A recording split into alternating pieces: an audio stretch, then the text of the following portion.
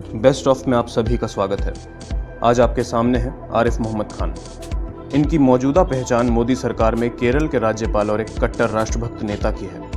आरिफ साहब ने बहुचर्चित शाहबानो मामले में सुप्रीम कोर्ट के फैसले को राजीव गांधी सरकार द्वारा अमान्य घोषित किए जाने के विरोध में मंत्रिमंडल से इस्तीफा दिया था।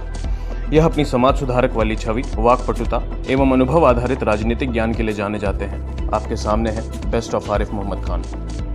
तो वो क्या कहते हैं? हाँ। वो कहते हैं कि कुरान में, अब मैं तो कुरान जानता नहीं, कुरान में कहा गया कि अल्लाह के आगे मुसलमान का सिर किसी के आगे झुकना नहीं चाहिए। हाँ।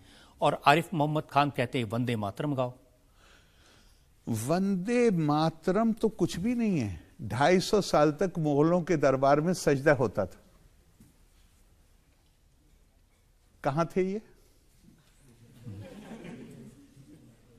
लोगों ने शिकायत करी, कहा कि मुगल हमसे सजदा करवाते हैं। तो जानते हैं उस वक्त इसी तरह के लोगों ने क्या कहा? उन्होंने कहा ये सजदाए उबूदियत नहीं है। उबूदियत कहते हैं बंदगी, ये सजदाए ताजीमी है, ये आदर का सजदा है, ये बंदगी का सजदा नहीं। मेरे भाई, वंदे मातरम तो सिर्फ इतनी ही बात तो है कि मैं कह रहा हूं कि मां तुझे सलाम। मैं आपसे, मैं इन्हीं लोगों से एक सवाल पूछना चाहता हूं। पैदा करने वाला कौन? क्या है हमारी आस्था? पैदा करने वाला खुदा है? लेकिन उस खुदा ने हमसे कहा कि जन्नत जो है वो मां के कदमों के नीचे। मां तो कुदरत का बनाई हुई एक जरिया है ना पैदाइश का। लेकिन उस जरिए को कहा अपनी जन्नत इसके पैरों के नीचे तलाश करो। तो पैदा मैं भारत में हुआ हूं, ये ऊपर वाले का फैसला है, कर्मों का फैसला जो भी है। लेकिन जिस मुल्क का पानी पीता हूं, जिस मुल्क का अनाज, उसके खेतों का उगा अनाज खाता हूं, जिसकी हवा में सांस लेता हूं, जहां जिसने जो सब कुछ दिया है, अगर मैं उसको कहूं कि मां तुझे सलाम, तो इन्हें ये सजदा नजर आता है? वो इसलिए कहते हैं, वो कहते हैं आजादी की लड़ाई में जो मुस्लिम लीडर्स थे उन्होंने विरोध किया था वंदे मातरम। इन्हें बेचारों को ये भी नहीं पता है। सारी समस्या यही है। Ignorance is not solution of the problems. पहला आदमी जिसने वंदे मातरम पर एतराज किया था कोई मुस्लिम लीडर नहीं था। गुरुदेव रविंद्रनाथ टैगोर थे।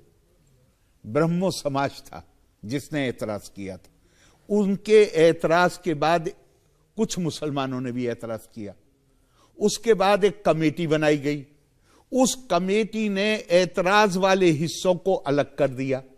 और जिस सूरत में वंदे मातरम को हमारी संविधान सभा ने राष्ट्रीय गीत, राष्ट्रगान नहीं, नेशनल एंथम नहीं, नेशनल सॉन्ग के तौर पर स्वीकार किया है, ये वो हिस्सा है जिस पर गुरुदेव रविंद्रनाथ टैगोर ने अपनी सहमति दी। और पहला सेशन गुरुदेव बनारस में हुआ है इस कमेटी के बाद, जिसमें गुरुदेव रविंद्रनाथ टैगोर ने इसका संगीत दिया है और उनकी भतीजी ने इसको गाया है। इन्हें विचारों को यह भी नहीं पता कि एतराज किसने किया था। रफी अहमद किदवाई साहब ने अपने पानियर को दिए हुए अपने इंटरव्यू में कहा है कि जिन्ना मेरे बगल में खड़े होकर वंदे मातरम गाए हैं। लेकिन जब जिन्ना ने पाकिस्तान का नारा लगा दिया, उसके बाद जिन्ना को इसमें बुत परस्ती नजर आने लगी। लेकिन इन लोगों को यह भी मालूम है कि आपने वंदे मातरम का उर्दू में तर्जुमा किया। मैंने तर्जुमा इसीलिए किया, आप सुनेंगे तो आपको हंसी आएगी। मैंने तर्जुमा रात को तर्जुमा किया, सुबह अपने एक मित्र को, उस जमाने में नदवे से फतवा आया था, तो मैंने लखनऊ में अपने एक मित्र को वो भेजा और मैंने कहा कि ये मत बताना कि किसने तर्जुमा किया है, ये भी मत बताना कि वंदे मातरम का अनुवाद है। ये उन्हें दिखाना, उनसे कहना इसमें कुछ काबिल एतराज बात है, कुछ आपत्तिजनक है इस्लामी दृष्टिकोण से।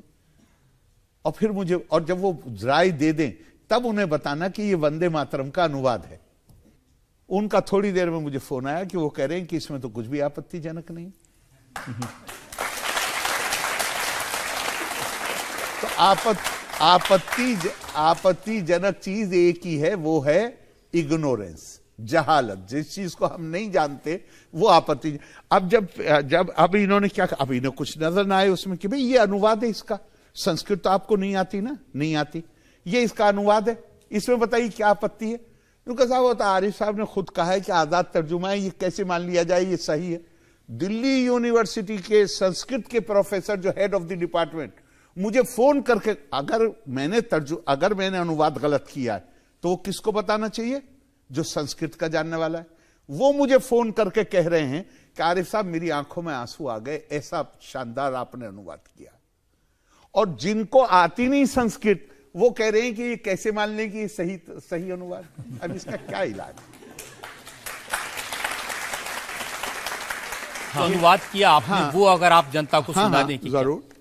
मैंने उसको मैंने तो यही कहा, चूंकि मुझे उतना नहीं आता, मैंने संस्कृत पढ़ी है लेकिन मैं संस्कृत का विद्वान नहीं हूं, तो मैंने तो उसके लिए शब्द प्रयोग किया आजाद तर्जुमा, एक फ्री ट्रांसलेशन। मतलब बहुत ज्यादा आप ये ढूंढें कि ये बिल्कुल एग्जैक्ट है, तो मैंने कहा ये वो नहीं है, लेकिन जो संस्कृत जानने वाले हैं उनको वो बहुत पसंद आया।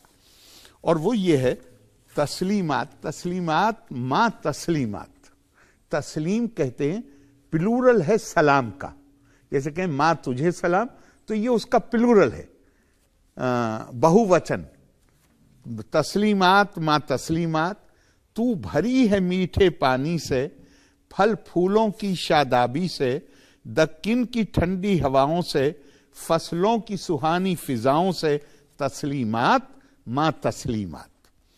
तेरी रातें रोशन चांद से, तेरी रौनक सब्जे फाम से, तेरी प्यार भरी मुस्कान है, तेरी मीठी बहुत जुबान है, तेरी बाहों में मेरी राहत है, तेरे कदमों में मेरी जन्नत है, तस्लीमात मां तस्लीमात।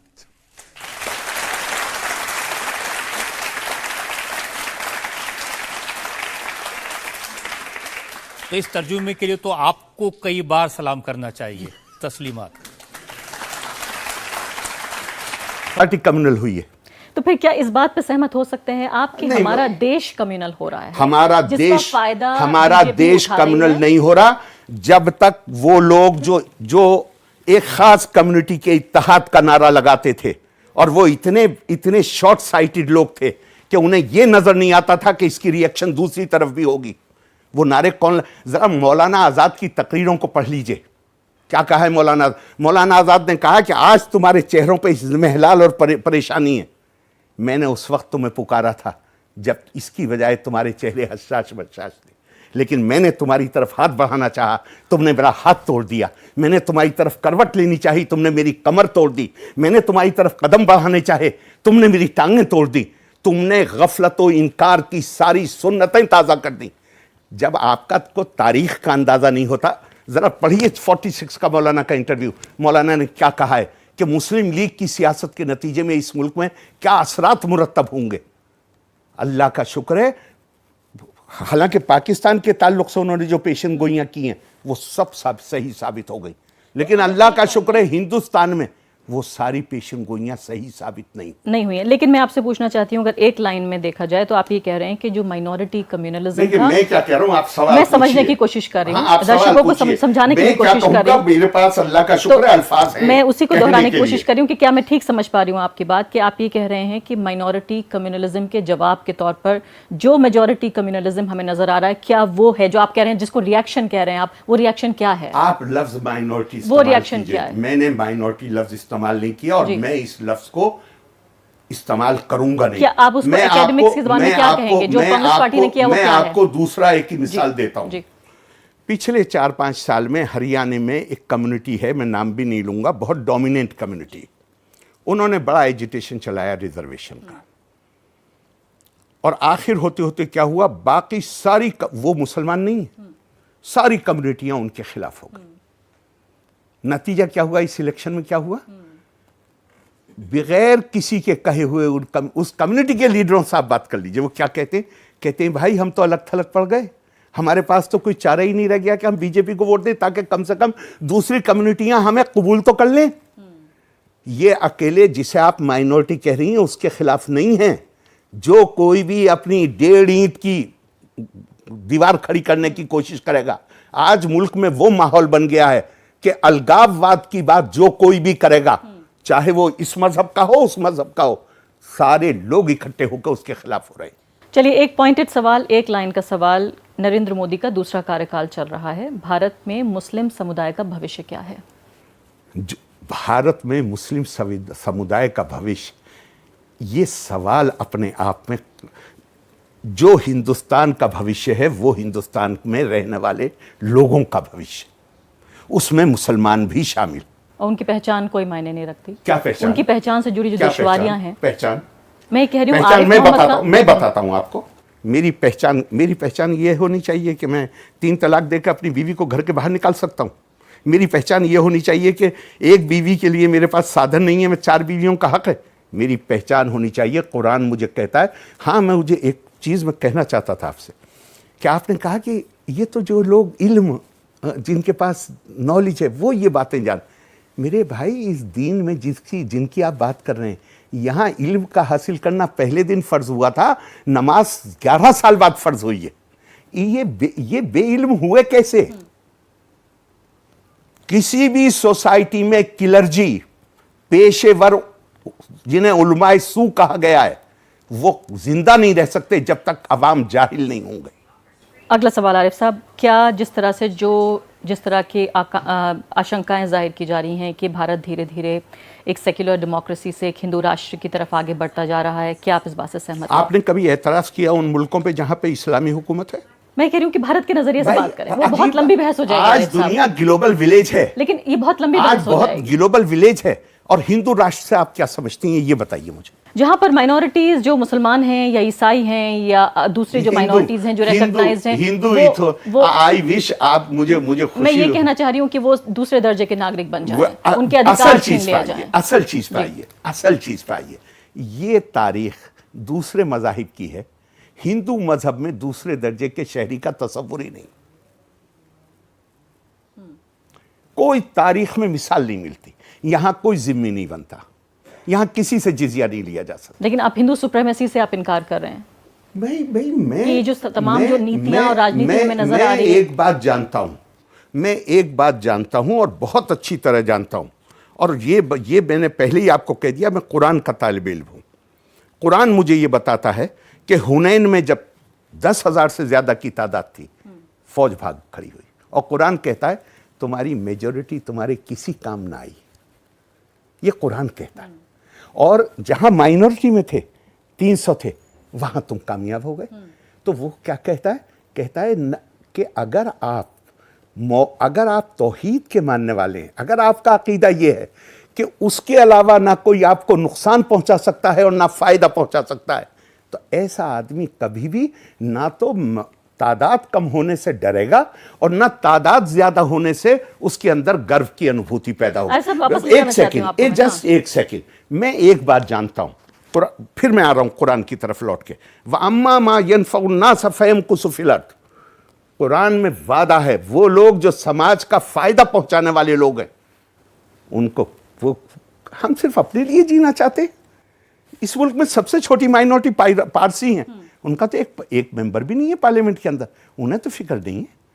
क्रिश्चियंस कितनी तादाद है क्रिश्चियंस की, वो इस मुल्क को, पारसी इस मुल्क की इकोनॉमी को बना, उनके सामाजिक आर्थिक जितनी पृष्ठभूमि, आप बार बार इतिहास को खुद लेकर आते हैं और ये बहुत अच्छी बात है कि इतिहास का हमें ध्यान रखना है, लेकिन आप इतिहास भूल रहे हैं कि किस तरह से ये इतने गरीब लोग जो मुसलमानों ये गरीब हुए कैसे, ये तो गौर करना पड़ेगा। ये मेरे भाई अब आप सच्चर कमेटी के साथ सर सैयद को पढ़ लीजिए। सर सैयद ने क्या कहा? सर सैयद ने कहा कि हमें ये गरीब किसी और ने नहीं बनाया है। जब अंग्रेजों ने नए अंग्रेजी एजुकेशन शुरू करी और कहा संस्कृत कॉलेज, पहले उन्होंने ऐलान किया संस्कृत कॉलेज बनाएंगे। राजा राम मोहन रॉय के घर पे, सर सैयद की पैदाइश के चंद साल बाद की बात है, राजा राम मोहन रॉय के घर पे मीटिंग हुई, उन्होंने कहा हमें संस्कृत कॉलेज नहीं चाहिए, अंग्रेजी कॉलेज बनाओ। और इसके 8 साल के बाद 8,000 मुसलमान मौलवी इकट्ठे हुए और उन्होंने कहा कि ये जो अंग्रेजी के स्कूल कायम हो रहे हैं ये इस्लाम के लिए खतरा है और इस पे अगर गवर्नमेंट इसे बंद नहीं करती तो मुसलमान बच्चों के दाखिले पर पाबंदी लगाए, और अगर गवर्नमेंट वो नहीं करेगी तो हम मुसलमान बच्चों को नहीं जाने देंगे। सर सैयद के खिलाफ आपको मालूम है अंग्रेजी की एजुकेशन कितने फतवे थे, तो कौन जिम्मेदार है हमें बेइल्म रखने के लिए? सरकार जिम्मेदार नहीं है भारत की, जो ये सर सैयद ने नहीं कहा। नहीं, तो ये तो 1857 के बाद के हालात। अरे तो ये एटीट्यूड तो आज, अगर मैं आपको पिछले साल की तकरीर दिखा दूं देवबंद के एक बड़े आलिम की कि मॉडर्न एजुकेशन में मत जाओ। आपने खुद ही बताया, अभी सचर कमेटी ने भी बताया कि 4% मुसलमान सिर्फ मदरसा जाता है, 96% के बारे में तो सोचेंगे आप। बड़ी मुसीबत है। वो 4% का कब्जा मस्जिद के मिंबरों पे है, और वहां पे वो ये बताता है लोगों को, यानी आप हर मस्जिद के मेंबर पे कब्जा है उन 4% का।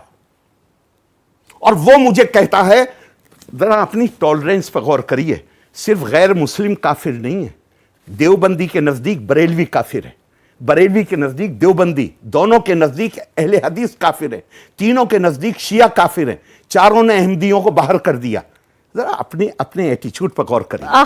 क्या लगता है कि कश्मीर के अंदर में वाकई कोई तहरीक ऑटोनॉमी के लिए है या कुछ के लिए है, या फिर ये एक बिल्कुल एक जिसको कह सकते हैं कि ग्लोबल जो टेररिज्म का नेटवर्क है उसका पार्ट एंड पार्सल, और खास करके पाकिस्तान के द्वारा जो है। अब आप कह रहे हैं ग्लोबल नेटवर्क का, देखिए मत भूलिए कि अब ये कोई ढकी छुपी चीज़ नहीं है। ना आप ना मैं आरोप नहीं लगा रहे।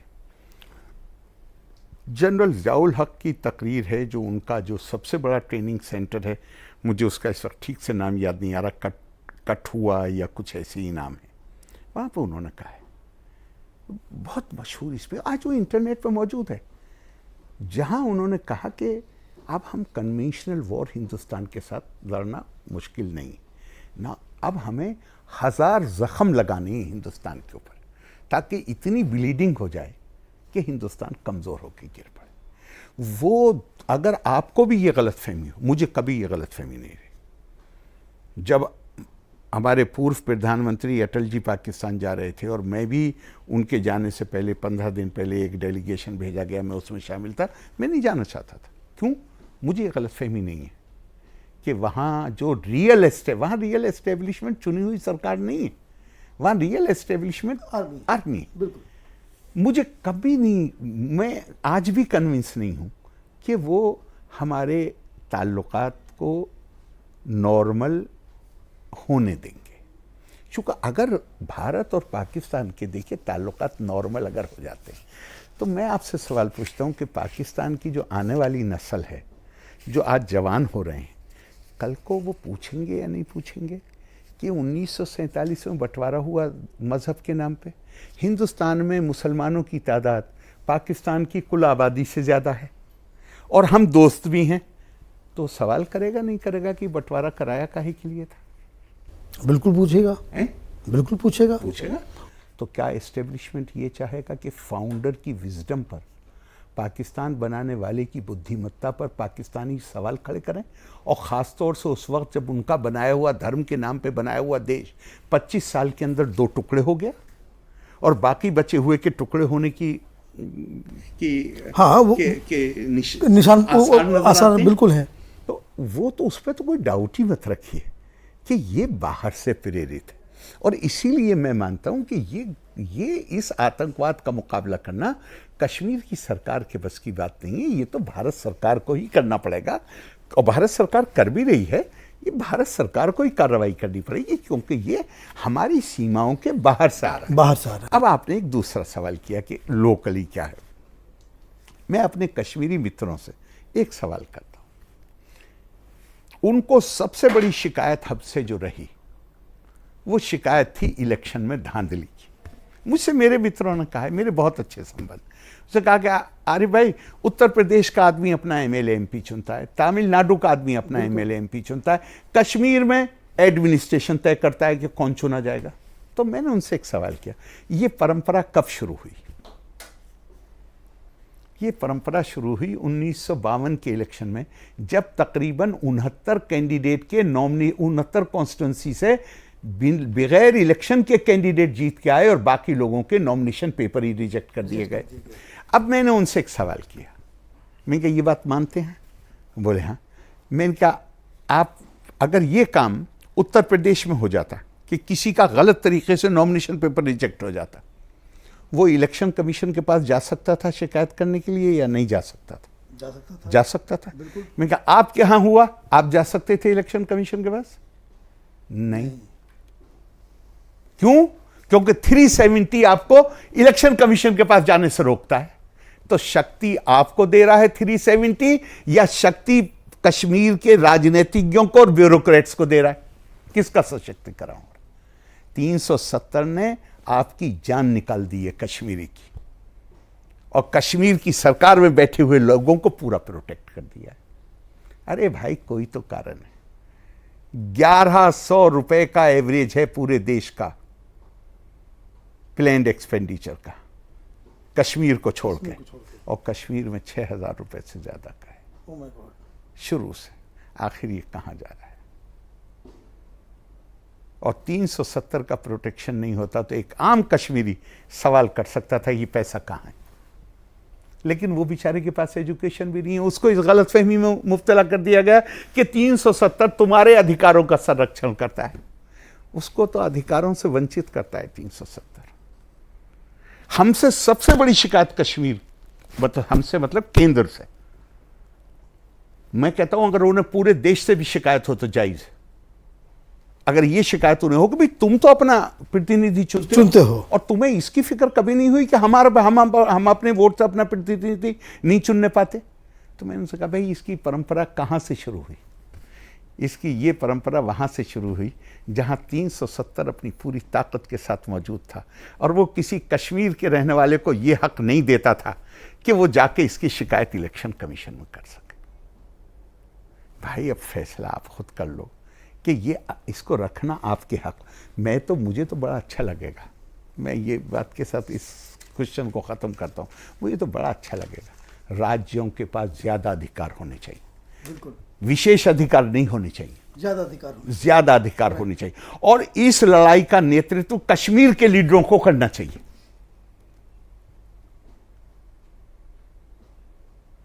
बजाय ये कहने की कि हमें विशेष अधिकार दो, कहना चाहिए राज्यों के पास ज्यादा अधिकार होने चाहिए। इसलिए कि हमेशा याद रखें, विशेष अधिकार लॉन्ग टर्म में, लंबे वक्त में असमानता को जन्म देते हैं। बिल्कुल सही बात है। और दिलों में जलन पैदा होती है। और आप अगर खुद आगे बढ़ के देखिए, हमें विशेष अधिकार प्राप्त हैं, हम कहते हैं यही अधिकार भारत के सारे राज्यों को मिलने चाहिए, लड़ाई का मामला डायमेंशन बदल जाएगा, बिल्कुल खत्म हो जाएगा, लड़ाई ही नहीं रहेगी, खत्म हो गई बात। यह है कि हिंदुस्तान में मुसलमानों के साथ डिस्क्रिमिनेशन हो रहा है। मैं थोड़ी देर के लिए यह मानता हूं कि सीए बहुत खराब चीज है, थोड़ी देर के लिए मैं माने देता हूं, वो सारे डिस्क्रिमिनेशन हो रहा है।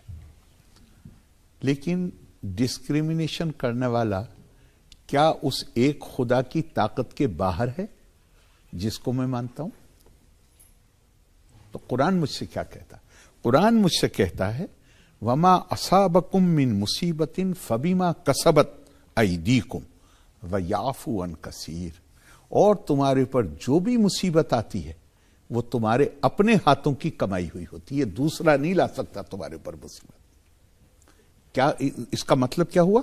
इसका एक ही मतलब हुआ, और वो मतलब ये हुआ, अपनी कठिनाइयों और परेशानियों का इल्जाम किसी दूसरे के ऊपर मत लगाओ, अपना इंट्रोस्पेक्शन करो, अपने आप को सोचो। मौलाना आजाद कहते हैं, मैं उनके अंग्रेजी ट्रांसलेशन को कोट करता हूं, कि पाकिस्तान बनने की एक ही उपलब्धि होगी, India will become an unadulterated Hindu राज्य।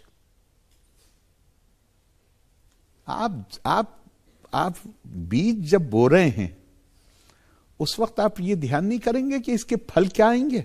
आज यही तो मुझे हिंदू राष्ट्र को, मैं बस वजह बताता हूं, यही मौलाना मौलवी कहते हैं कि हिंदू राष्ट्र बनाने की कोशिश हो रही है। कोशिश का क्या मतलब है? मौलाना आजाद तो कह रहे हैं कि ये पाकिस्तान के बनने का मतलब ये है कि ये होगा, तो होगा। इनकी समझ में नहीं। मैं तो मैं बताता हूं आप हिंदू राज है, थोड़ी देर के लिए ये मानिए कि हिंदू राज है। हिंदू राज में नागरिकता का कंसेप्ट क्या है? हिंदू राज में नागरिकता का कंसेप्ट, एक तो मैंने आपको बता दिया कि उत्तर में हिमालय और दक्षिण में समुद्र, जो यहां रहता है और इससे आगे बताता हूं। हिंदू राज, भारतेषु स्त्रिया पुरुषो नाना वर्णा प्रकीर्तिते नाना देव अर्चने युक्ता नाना कर्माणि कुर्वते। हिंदू, ये हिंदू स्क्रिप्चर से ही तो कोट कर रहा हूं ना मैं। तो उसमें क्या है, भारत की स्त्रियां पुरुष वो अलग अलग तरीके उनके हैं, अलग अलग नस्लों के वो लोग हैं, अलग अलग उनके पूजा अर्चना के तरीके हैं, अलग अलग उनके रस्म रिवाज। हिंदू राज में जिम्मी का कोई कंसेप्ट नहीं है। हिंदू राज में इसका कोई कंसेप्ट नहीं है कि अगर दूसरा आदमी आपसे अलग तरीके से इबादत करता है तो आप उसके अधिकारों को कम कर सकते हैं। है ही नहीं, है ही नहीं। लेकिन ये तो हर रोज पढ़ा रहे हैं कि ये आरएसएस के लोग, नागपुर में बैठे लोग हिंदू राष्ट्र बनाएंगे, पहले सीए लाएंगे, उसके बाद फिर एनपीआर लाएंगे, फिर एनआरएस लाएंगे और मुसलमानों को निकाल देंगे। असल में हमारी एक मजबूरी है। हम समझते हैं कि रजत शर्मा जी ब्राह्मण है। हमारी जो किताबें हैं वो जिस घर में रजत शर्मा जी पैदा हुए हैं उसकी बुनियाद पर रजत शर्मा जी को ब्राह्मण नहीं मानती। हमारी किताब कहती है ब्राह का मतलब विस्तार करना, एक्सपेंड करना। मन का मतलब दिमाग और दिल। जो शिक्षा ज्ञान प्राप्त करने में लगा हुआ हो और उस ज्ञान की प्राप्ति के बाद उसके नतीजे में उसका मन और मस्तिष्क का विस्तार हो गया हो, वो ब्राह्मण।